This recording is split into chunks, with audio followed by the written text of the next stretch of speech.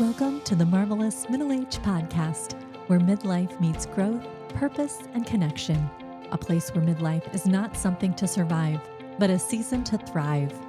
Here, we're building a welcoming community of people who are right in the middle of life, sharing our stories, learning from one another, and discovering just how meaningful and powerful this season can be. Together, we'll explore the topics that shape midlife, relationships, transitions, health, parenting, careers, and the inner work that helps us thrive. My goal is to encourage you, uplift you, and remind you that midlife can be vibrant, meaningful, and deeply fulfilling. My hope is that you'll feel seen, supported, and inspired to live fully, grow bravely, and embrace the person you're becoming. I'm so glad you're here. Let's navigate midlife together on the Marvelous Middle Age Podcast.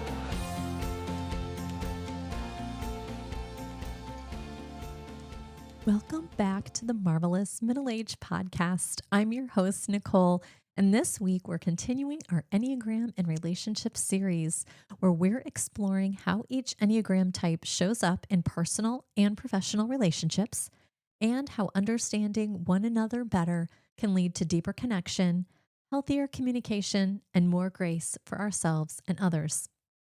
I'm a certified Enneagram coach and had the honor to learn and study with Beth McCord, founder of Your Enneagram Coach. The Enneagram is about compassion, understanding, and creating healthier connections, especially in this midlife season where relationships matter deeply and energy is more precious than ever. My hope is that it brings clarity, compassion, and some very practical ways to strengthen your relationships. If you're new to the Enneagram or want to learn more, check out Season 7, Episode 1, where I give a more in-depth overview of the Enneagram. If you want to determine your Enneagram type, there is a link in the show notes for a free assessment you can take, which will help you to determine your type.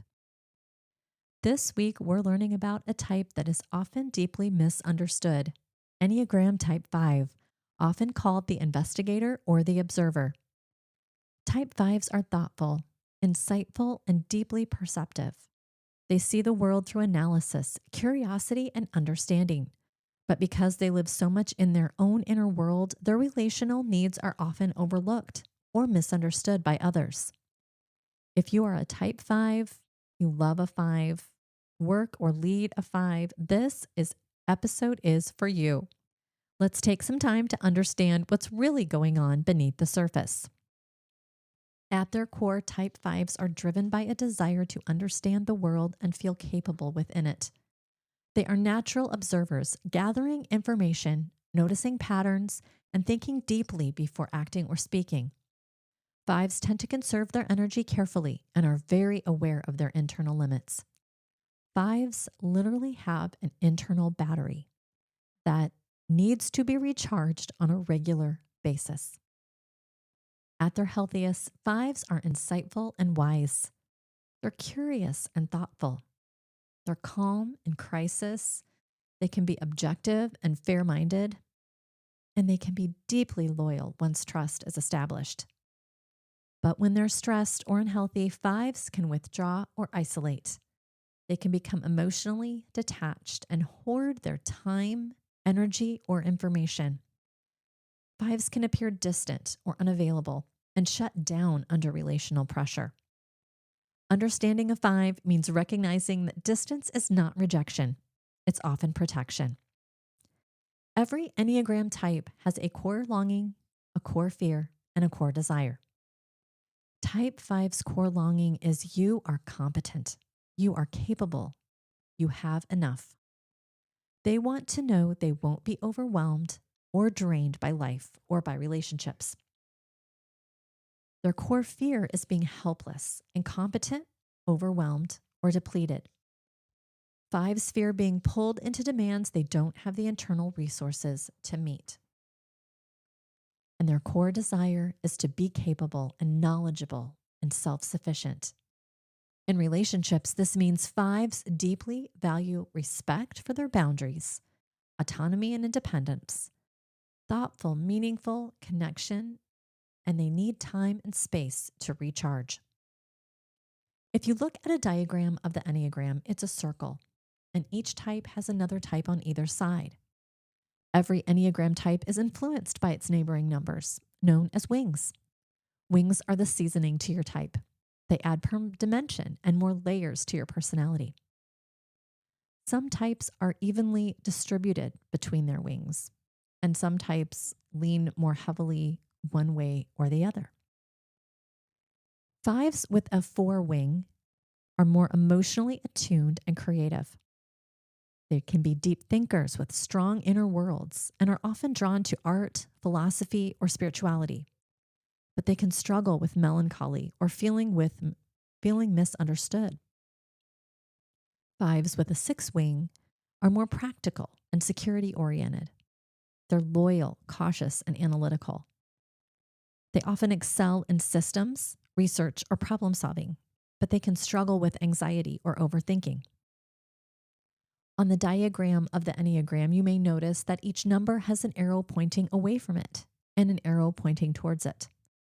The arrow pointing away from the number is the type that a number goes to in stress. The arrow pointing towards the number is the type that it goes to in growth. When under stress, 5s moves toward the low side of type 7. They can become scattered or restless. They can also often overconsume information or be very distractible. And they may avoid emotional engagement. They may also escape into their own ideas instead of being present.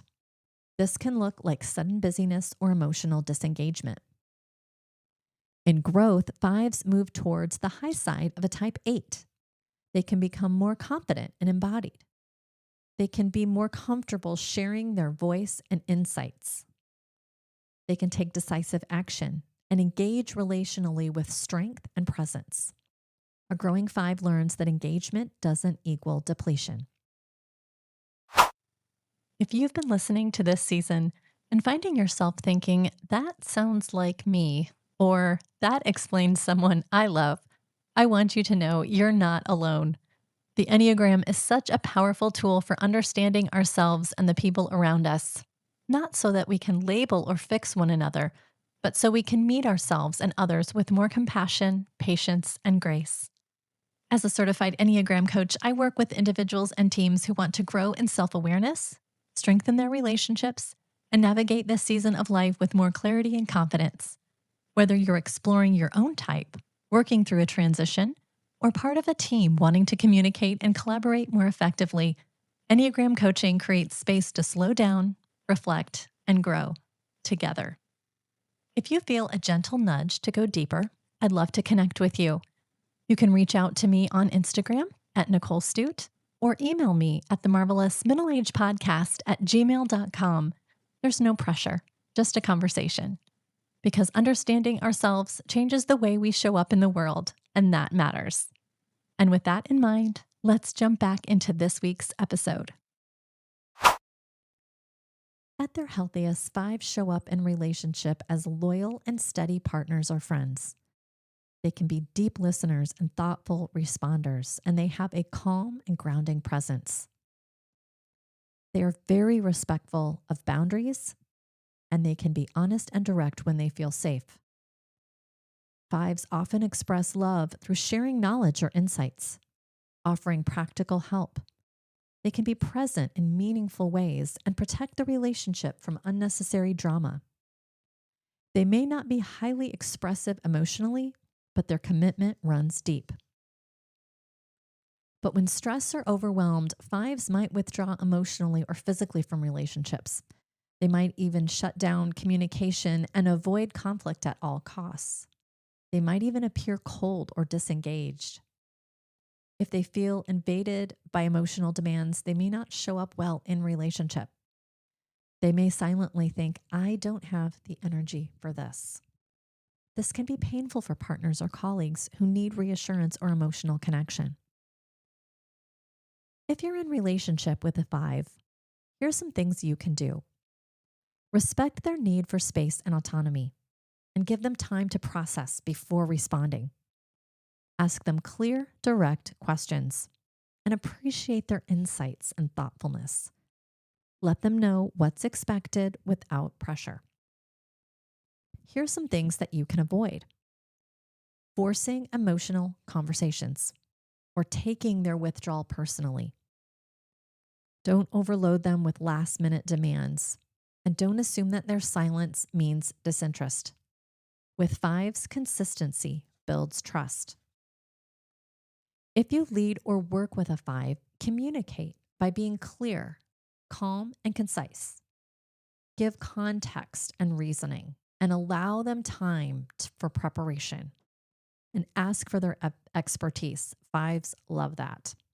And you can support them by protecting their focus time. Give them advance notice when at all possible for meetings or changes. Value their depth over speed and encourage them to share their insights. 5s thrive in environments where their intelligence is honored and their boundaries are respected.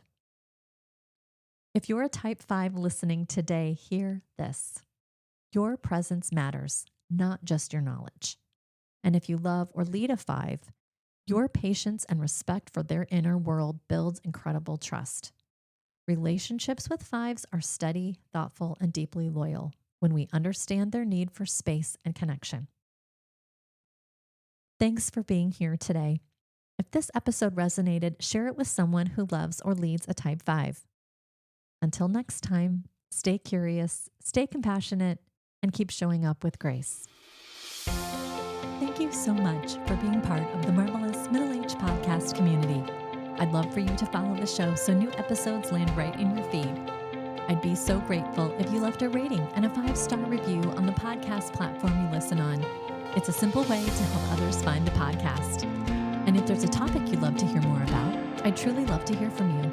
You can email me at themarvelousmiddleagepodcast@gmail.com or send me a DM on Instagram @NicoleStew. Thank you for listening, for showing up, and for choosing to thrive in this season.